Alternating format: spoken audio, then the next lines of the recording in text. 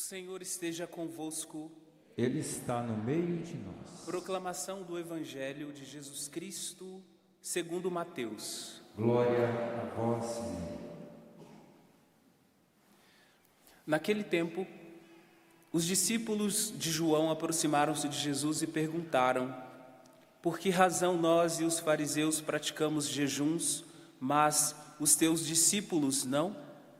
Disse-lhes Jesus: por acaso os amigos do noivo podem estar de luto enquanto o noivo está com eles? Dias virão em que o noivo será tirado do meio deles. Então, sim, eles jejuarão. Ninguém põe remendo de pano velho em roupa velha, porque o remendo repuxa a roupa e o rasgão fica maior ainda. Também não se põe vinho novo em odres velhos, senão os odres se arrebentam, o vinho se derrama e os odres se perdem. Mas vinho novo se põe em odres novos, e assim os dois se conservam. Palavra da salvação. Glória a vós, Senhor. Louvar o Senhor, porque é bom. Louvai o Senhor, porque é bom. Louvai. Irmãos e irmãs, no contexto deste acampamento que estamos vivendo neste fim de semana da cura da mente ansiosa, nós vimos estes gestos, essas atitudes na primeira leitura, sobretudo de Rebeca e Isaac, que nós poderíamos contestar, por um momento. Mesmo em meio a enganos, nós devemos ter a certeza. Enganos e também em meio a essas tramas humanas, Deus age para cumprir os seus desígnios. Então nós devemos ter essa ideia firmemente gravada em nossa mente, em nossa razão, mas também como sentimento em nosso coração. A vontade de Deus se cumpre. A providência de Deus rege todas as realidades, todas as coisas. Deus age para cumprir seus desígnios e conduzir a alma à comunhão com Ele. Então, nossas falhas não anulam a providência divina. Assim como aquela atitude de Rebeca ali, de aparentemente, eu já vou explicar um pouco sobre esse assunto, enganar Isaac para que a bênção chegasse a Jacó. Parece uma trama humana, mas ali estava também a mão providente de Deus. Deus não ordena o engano, mas age apesar dele. Também é assim na nossa vida, Muitas vezes também a vontade de Deus se realiza diante de estruturas como aquilo que nós ouvíamos no Evangelho, estruturas antigas que nós criamos e não queríamos abrir mão daquela estrutura, mas Deus, a partir do toque da mão dele, vai moldando tudo e vai corrigindo. Por exemplo, devíamos pensar quando falamos da ansiedade, essa questão de ansiedade, existem dois modos de vermos a ansiedade. Então, poderíamos dizer de uma ansiedade sadia e, claro, a doentia também, que já leva a um certo controle ou um descontrole sobre a sua vida. Mas que tipo de ansiedade sadia é essa que o padre Edson agora menciona na homilia? Por exemplo, você tem que fazer uma viagem para a Canção Nova, você veio para esse retiro, então, logicamente, você se preparou para esse retiro, preparou a mala, ali pensou. Então, nos coloca assim no âmbito de certa prudência e de certa preparação saudável também. O que não influencia a sua existência, o que não influencia o seu convívio familiar, o seu convívio ali no trabalho. Então, você continua a trabalhar normalmente, deita ali a cabeça no travesseiro e dorme, de maneira tranquilamente, porque é uma ansiedade sadia, parte da existência humana. Então, todos nós aqui, sem exceção, todas as pessoas que estão reunidas neste santuário e todas as pessoas que nos acompanham também pelos meios de comunicação, têm algum grau de ansiedade, tá bom? Todo mundo. Então isso faz parte do contexto da existência humana. E de que tipo de ansiedade que nós falamos neste acampamento, do qual nós queremos que sejamos de fato curados, né, daquela mente ansiosa. Logicamente, é aquela que gera descontrole. Sobre a ansiedade sadia, 3 outras palavras também deveríamos ter em mente. Ela nos coloca em plena atenção para a realidade, então isso é sadio para os acontecimentos. Então você vai dormir, você vai lá, vai trancar a porta, né? Porque pode ser perigoso. Também é prudência, então você caminha com prudência, prontidão, mas também certa vigilância. Mas é importante, vigilância é até bíblico, né? Até nós escutamos ali constantemente aquela ordem que nos é dada, né? Vigiai e orar. Então, se colocar em vigilância também é um processo natural de ansiedade, não é isso? Então, quando falamos essa palavra, não ponha assim no seu coração como sempre se fosse uma coisa de outro mundo. Ela se manifesta de diversas formas. Alguns manifestam ansiedade não parando de fazer nada nunca. Então é aquele tipo de pessoa que abriu os olhos, está sempre fazendo alguma coisa. Não tem nada, às vezes já terminou de limpar, mas ela vai caçar alguma coisinha para fazer, porque ela não se suporta, vamos pensar assim, não suporta ficar parada, não suporta o silêncio. E algumas pessoas, às vezes a manifestação seja fugindo da realidade, fugindo das situações, se escondendo, não querendo ver ninguém. Eu não gosto de gente, ver gente demais me deixa, não fico muito bem. Então é um tipo de ansiedade. Então ver gente demais te deixa um pouco, te tira do controle, tira você da realidade, tá bom? Mas o que eu preparei para vocês nesta homilia é sobre a ansiedade de uma das personagens da primeira leitura, a ansiedade de Rebeca. Como que começou, né? Então, nós víamos neste texto que já antes deste texto, alguns versículos antes, havia um oráculo divino sobre Jacó, o filho mais novo. E foi dito a Rebeca ali: o mais novo servirá ao mais velho. Só que ao longo dos acontecimentos, tudo que ela foi vendo e vivendo, parecia que isso não ia acontecer, porque dos relatos de hoje, Isaac tinha um coração profundamente ligado e voltado para o filho mais velho, primogênito. Então ele estava vinculado a essa estrutura, né, cultural. A bênção é para o mais velho, o primogênito. Então ela começou a surgir no coração de Rebeca esse processo de ansiedade diante da promessa que Deus havia feito para ela. Então, como nós vamos identificar a ansiedade de Rebeca diante do fato de tudo aquilo que ela planejou para que a bênção fosse para Jacó e não para Esaú? Rebeca recebeu uma palavra clara de Deus. Gênesis 25, capítulo 23. O mais velho servirá o mais novo. Então, lembra que nós falávamos da providência divina, da graça de Deus que age, apesar de nós, apesar de nossas imperfeições, apesar de nossos pecados. Então vamos repetir juntos, repita junto com o padre: o mais velho servirá ao mais novo. E vocês perceberam que no Evangelho também falava de vinho novo, de vinho velho, odres novos, também odre novo, roupa nova, remendo de roupa nova em roupa velha, ali.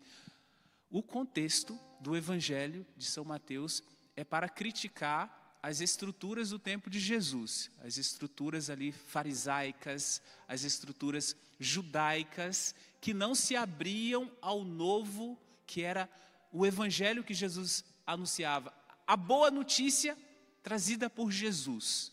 Então, quando se diz vinho novo, ali no contexto do Evangelho, é a boa nova, a boa notícia, que nos alcançou neste tempo, que nos transformou neste tempo, que trouxe você aqui na Canção Nova neste tempo, porque você não está aqui por conta de uma velha notícia, por conta do vinho velho, você está aqui por conta do vinho novo. Então também este jogo de palavras, novo e velho, nós vemos no Evangelho, como está também na primeira leitura, o irmão mais velho, Esaú, que tem direito à primogenitura, e o mais novo, Jacó, o filho da promessa. Então, na oração lá, quando fazemos a oração ali, a bênção de Abraão e tudo, nós somos Deus de Abraão, de Isaac e de Jacó. Então, nós somos herdeiros desta bênção e desta trama gerenciada pela mulher, na primeira leitura de hoje, gerenciada por Rebeca. O mais velho servirá ao mais novo. Vamos repetir então para voltar nesse contexto? Então, ela crê firmemente nesta palavra anunciada, guarda essa palavra no coração, mas os anos passam e nada dessa profecia se cumprir.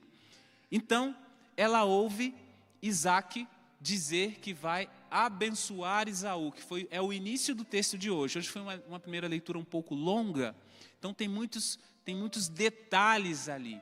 Então este é um detalhe do início do texto. Então quando ela escuta Isaac começar a dizer que vai abençoar Esaú, sendo que a promessa de Deus, o oráculo ali que ela havia escutado, falava da bênção para Jacó, que processo foi gerado no coração de Rebeca? Foi gerado um processo de ansiedade. Um processo de ansiedade quase desesperadora, assim.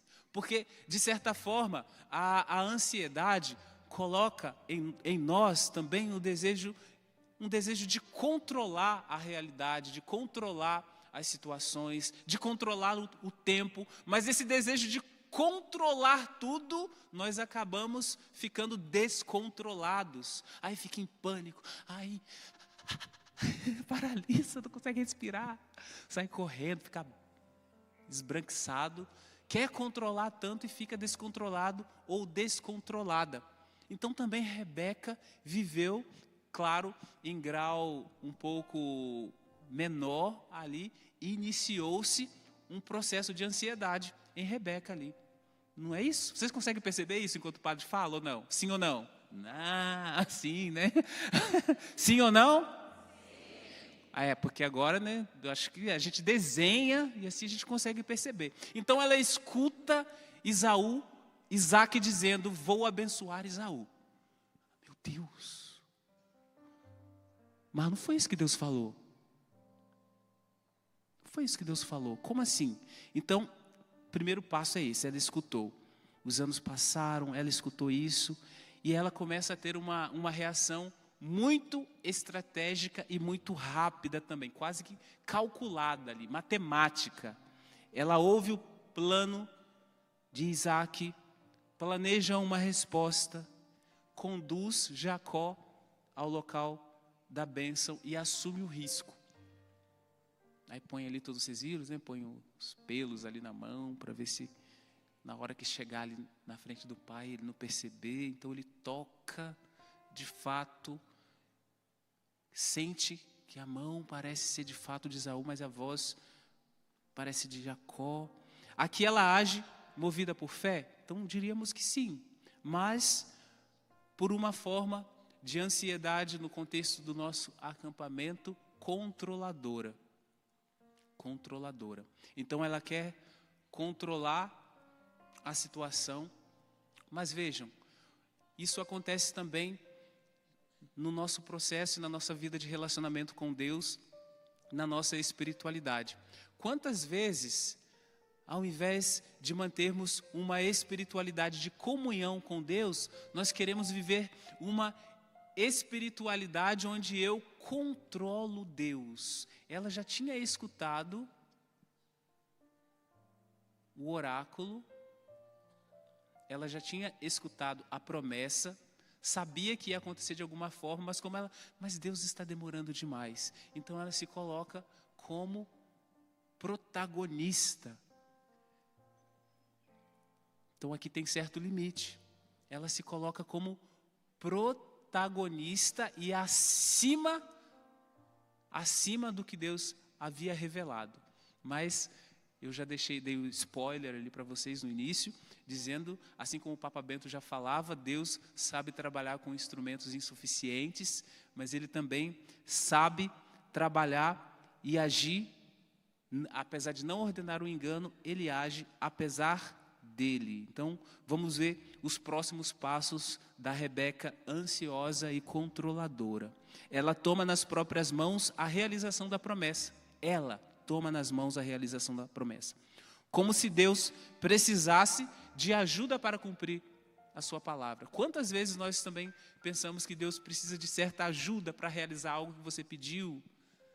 Ai, Deus, eu vou te ajudar então, vou ficar mais tempo ajoelhado. Eu vou te ajudar. Por que você não me escuta? Na verdade, a oração nos trabalha na confiança. A oração é escola de esperança. Não escola de controle. Não escola de manipulação. Deus não é uma marionete em que você põe aqui nos seus dedos, eu te controlo. Agora você vai me dar isso. Isso. Olha lá, meu filho. Meu filho está sofrendo, agora você vai tirar. Aí, quando você não consegue manipular Deus, e aí você começa a sofrer. E começa a culpar Deus ainda.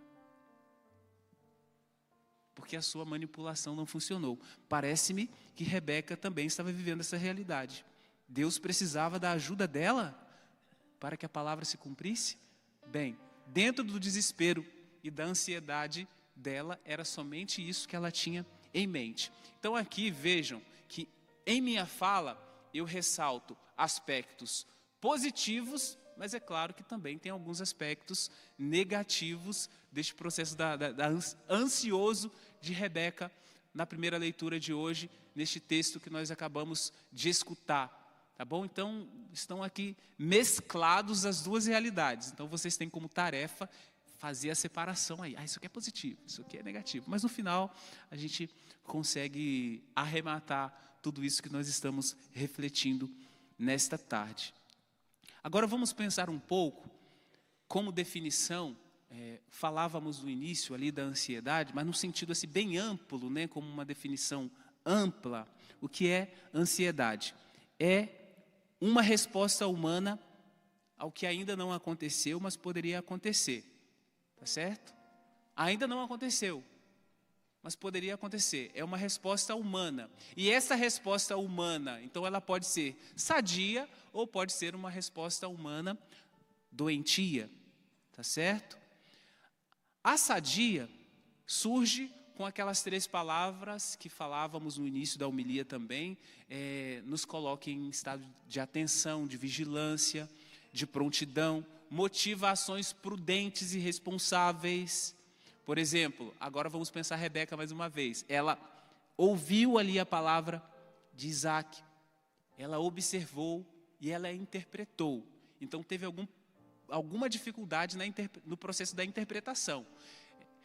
Nossa, ela ouviu Isaac dizendo, vou abençoar Esaú.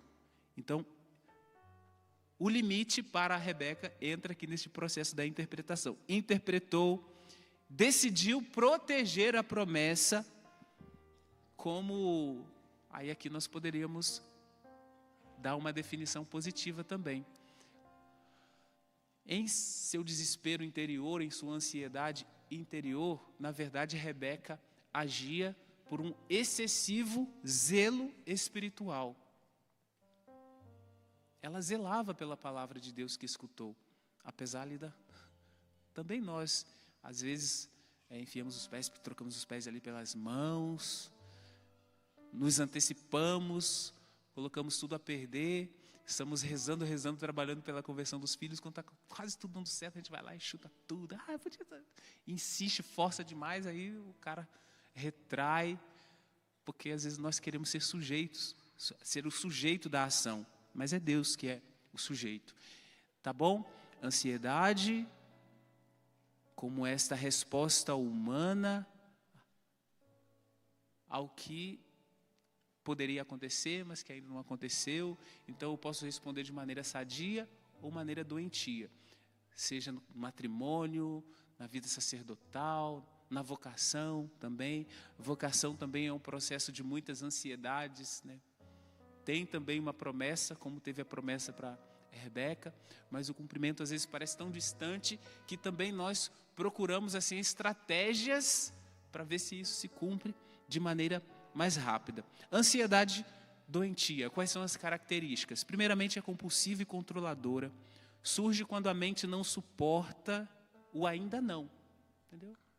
Eu prometi, isso vai acontecer, mas ainda não. Então, o ainda não é penoso para aqueles que sofrem desta ansiedade, neste caráter mais negativo, né, doentio. Ainda não. Ai, meu Deus, essa cura que não vem. E às vezes a pessoa fica ansiedade por estar com ansiedade, por estar com ansiedade. Aí cada vez que fica com ansiedade, fica mais ansiosa e não melhora nunca. É um processo assim, espiral. Aceleramos o tempo e controlamos também os outros nesse tipo de ansiedade. Quando Rebeca mente, disfarça Jacó ali de Esaú e manipula Isaac, ela entra no terreno do excesso de controle. Típico da ansiedade que não confia mais que Deus fará as coisas a seu tempo. Então ali tem certo pecado também. Ela desconfia da ação de Deus. Tá bom? Ela desconfia, mas persevera. Aquele oráculo ressoava nos ouvidos dela, né? Que ela escutou durante a gravidez. Jacó é o escolhido. Por isso, diante da hesitação de Isaac, ela atua. Ela precisa atuar. Com todos os riscos morais e emocionais que essa realidade implica. Ela conduz Jacó para a bênção. Rebeca, poderíamos dizer, estava cega pela vontade de Deus. E essa palavra cegueira eu utilizo aqui de maneira muito estratégica, porque nós sabemos que Isaac também estava cego. Vamos repetir com o padre? Rebeca estava cega pela vontade de Deus. Agora nós devemos nos perguntar se em nossa caminhada, se também às vezes nós não ficamos cegos, mas nós ficamos cegos pela nossa vontade ou pela vontade de Deus. Em Rebeca, ela estava cega pela vontade de Deus, mas em alguns momentos ela estava cega por conta da vontade dela também. Mas a vontade dela era para que se cumprisse a vontade de Deus que ela tinha escutado naquela promessa. Então, se formos colocar aqui no combo, ela ainda fica com pontos positivos, tá bom? Ela fica no azul, ela não fica no vermelho, ela fica bem ainda. Mas e nós? Será que somos cegos para que a vontade de Deus de fato se realize em nossa vida? Ou estamos cegos por conta daquilo que eu quero, da necessidade de controle que habita o meu interior, que habita o meu coração? As ações de Rebeca podem ser interpretadas como lealdade ao propósito divino. Lealdade àquilo que Deus tinha falado ao coração dela, que era a promessa de bênção para Jacó, porque ele era o filho da promessa. E eu acho que, por hora, nós podemos fechar, né, a reflexão aqui com essa personagem, Rebeca, e a ansiedade que ela demonstrou. Ela demonstrou certa ansiedade porque ela estava cega pela vontade de Deus, para que a vontade de Deus se cumprisse. E agora vamos falar um pouco de Isaac, a cegueira de Isaac. Ele estava cego para o mistério de Deus, porque enquanto casal, então ele sabia muito bem das promessas para o filho mais novo. Mas falávamos do vinho velho, ele estava excessivamente preso à estrutura cultural na qual a bênção deveria ser dada para o primogênito. Então, apesar de constantemente escutar de Rebeca que a bênção deveria ser dada ao mais novo, ele não estava disposto e provavelmente também não tinha coragem para fazê-lo. Então, como vamos interpretar a cegueira de Isaac? De maneira analógica, falamos que Rebeca estava cega pela vontade de Deus. E Isaac, hein? Cegueira diante do que parece certo, mas não justo. A bênção ali para Jacó não é justo. Ele não é o primogênito. Certas cegueiras só se desfazem quando deixamos Deus abençoar, não com base nas aparências, mas segundo o propósito dele de fato. A cegueira de Isaac simboliza o drama interior de um pai que vê com os olhos do afeto apenas. Ele era mais ligado a Esaú do que a Jacó. Jacó era mais vinculado a Rebeca. Eu sei que tem muitos... Quem aqui já é pai e mãe? Só levanta assim, para eu saber assim, a quantidade presente aqui no santuário. Então tem um bom grupo que também carrega com certeza certo drama interior. Qual drama interior você traz enquanto celebramos essa Santa Missa, enquanto vivemos a Eucaristia, enquanto escutamos esta homilia? Às vezes tem o drama dos filhos que não se sentem amados, do filho que chega e joga na sua cara que você ama mais o outro do que ele, e por isso ele é rebelde. Também tem o drama daquele filho que você sabe que precisa de mais cuidado, e você cuida mais porque você sabe que ele precisa, mas às vezes o outro não entende. Tem muitos dramas interiores e afetivos no mundo familiar, e nós precisamos identificar os nossos. Então você pergunta para você mesmo: qual é o meu drama interior? Vamos repetir? Qual é o meu...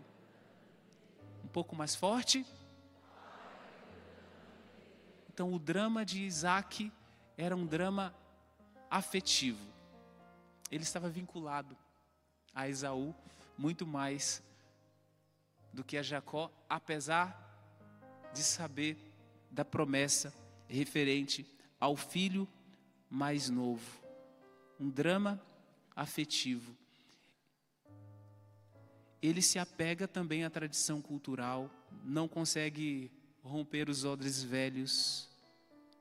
E neste ponto, essa narrativa que escutamos revela certa profundidade espiritual. Quando o pai não consegue enxergar, é a mãe que escuta a palavra e age. Se Isaac está cego para a vontade de Deus, Rebeca está cega pela vontade de Deus, que deve se cumprir. Que vocês repetiram com o padre a frase, não foi? Falando de Rebeca, que estava cega pela vontade de Deus. E agora Isaac, além da cegueira física, está cego também para a vontade de Deus. E a mãe escuta a palavra divina e age.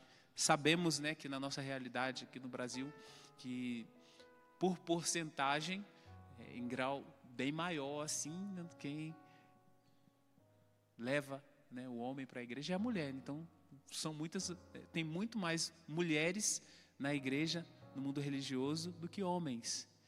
Então quando o homem não consegue escutar a palavra, a mulher escuta, a mulher intercede, a mulher, ela põe os joelhos no chão, ela reza, a mulher age, e graças a Deus, com o tempo, com muito suor, lágrimas, né, o homem também é transformado. Pode acontecer o contrário, não estou dizendo que é impossível, né?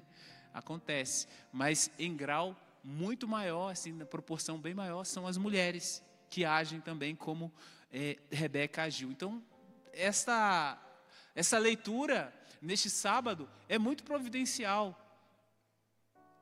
Está neste contexto, nessa circunstância na qual estamos aqui, da cura da mente ansiosa. Então Deus vem agindo, vem revelando nossas ansiedades sadias ou doentias, e com um toque da mão ali vai cuidando. No silêncio da tenda, entre o cheiro das caças, né, de Esaú, e o calor do entardecer, Isaac encontra-se diante de uma tensão profunda. Uma tensão existencial. Tenso. Quantas tensões nós temos ao longo da nossa existência.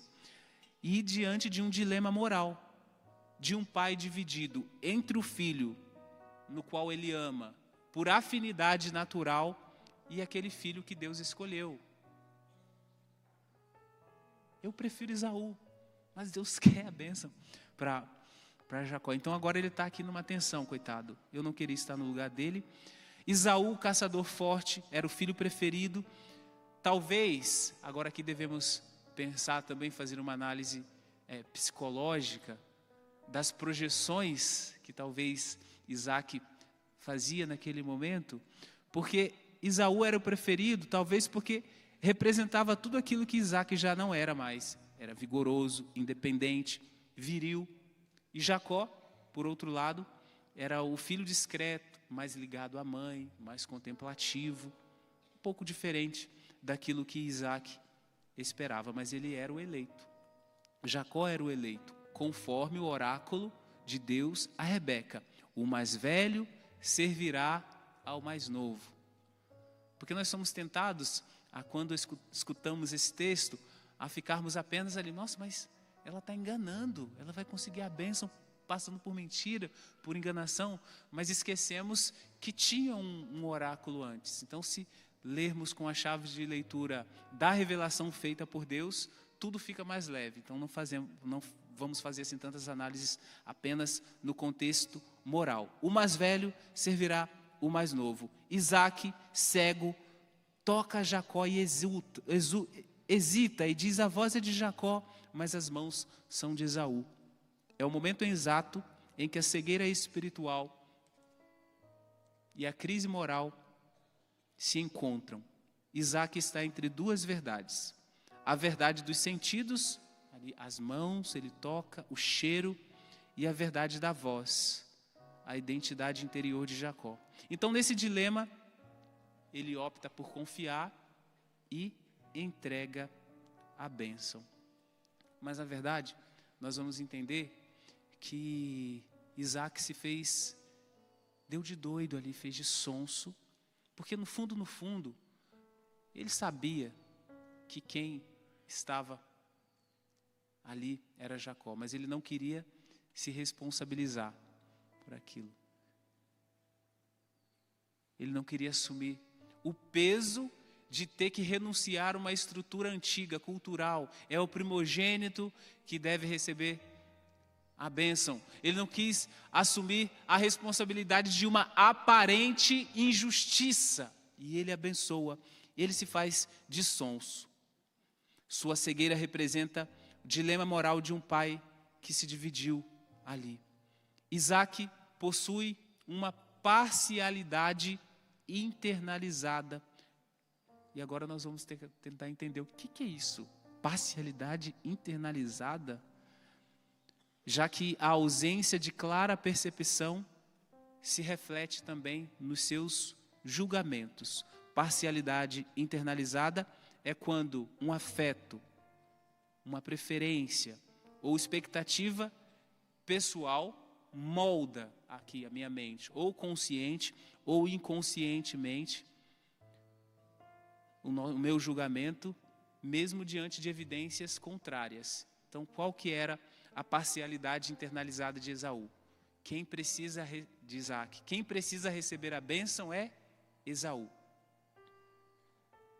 Mas tudo mostrava o contrário. A palavra de Deus, Rebeca constantemente ali na cabeça dele. É Jacó, é Jacó, é Jacó. Mas estava tão internalizado que ele não conseguia fazer diferente. Ele não quer ver que Deus escolheu o mais novo. Ele internalizou a ideia de que o mais velho, o guerreiro, o caçador, aquele que é fruto das minhas preferências, aquele que é o filho mais digno, então ele não quer romper com a ideia de que aquele que na mente dele é o melhor não vai receber a bênção.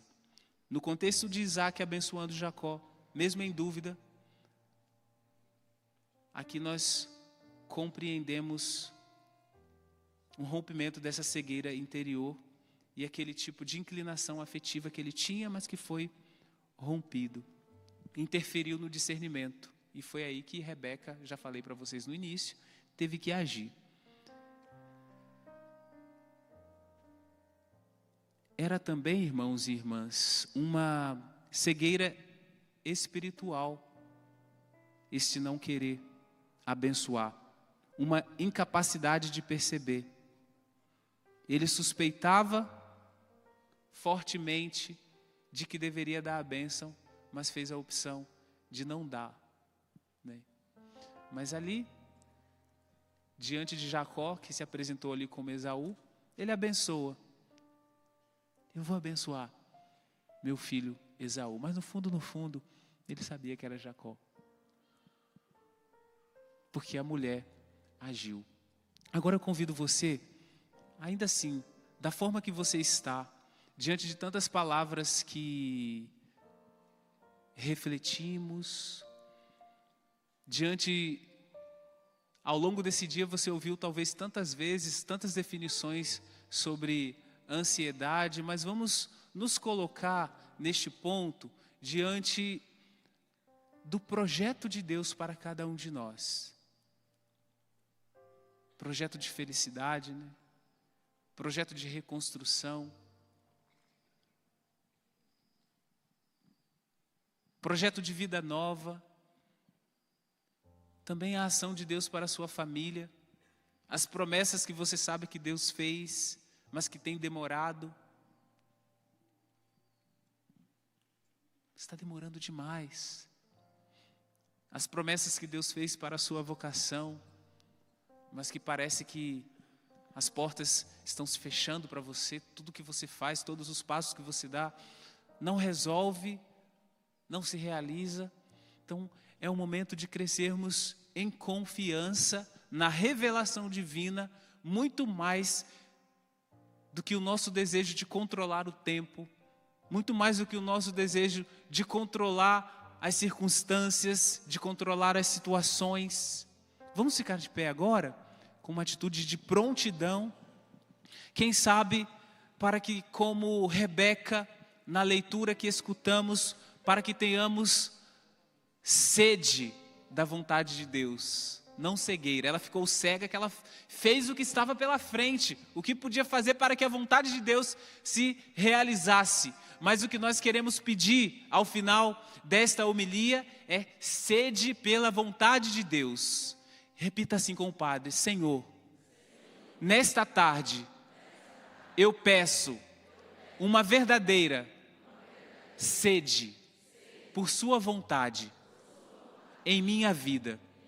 Assim como a sua vontade se cumpriu na vida de Jacó, apesar das circunstâncias, eu acredito que assim também será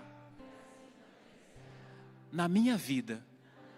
Abençoa-me, Senhor, com a sua presença. Abençoa-me, Senhor, com o toque de sua mão. Molda-me, Senhor, segundo o seu coração, para que eu seja renovado, restaurado, reconstruído, abençoado.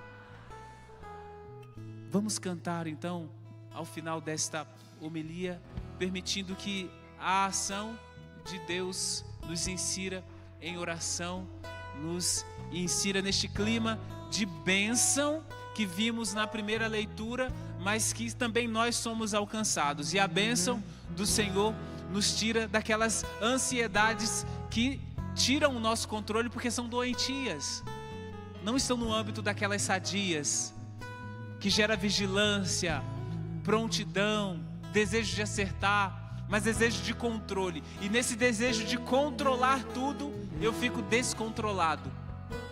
eu fico perdido. Mas é o Espírito Santo de Deus que vem, paira sobre nós, sobre este ambiente. E como na criação, o Espírito pairava ali sobre o caos e ordenou todas as coisas, pairava ali sobre as águas, e ali Deus foi realizando a criação. Também assim, o Senhor cria realidades novas em nossa vida, realidades novas em nossos vazios, no caos que estava a sua vida, no caos que estava a sua família, no caos que estava o seu matrimônio. A presença de Deus restaura tudo. A mão do Senhor que nos moldou no ventre de nossa mãe, também nos molda agora, nos reconstruindo, nos restaurando. Aquelas feridas que você foi adquirindo ao longo da sua vida, as feridas que você adquiriu por decepções, por traições, são sanadas pelo toque da mão de Deus. Esse ambiente é um ambiente sagrado. Enquanto nos colocamos, Senhor, diante da sua palavra que nos movimenta, diante de sua palavra que nos direciona, nós somos, Senhor, inseridos no vinho novo. Nós não somos, Senhor Deus, odres velhos, estruturas rígidas, não moldáveis. Agora, como barro, nós nos colocamos assim na sua presença. Senhor, cantemos. Se você olhar esses vitrais aqui, vendo que o sol está se pondo, o dia está se acabando, mas ele não acabou, isso não leva a esperança. Basta nos confiar, e temos que confiar. Nós confiamos, Senhor, nas tuas promessas.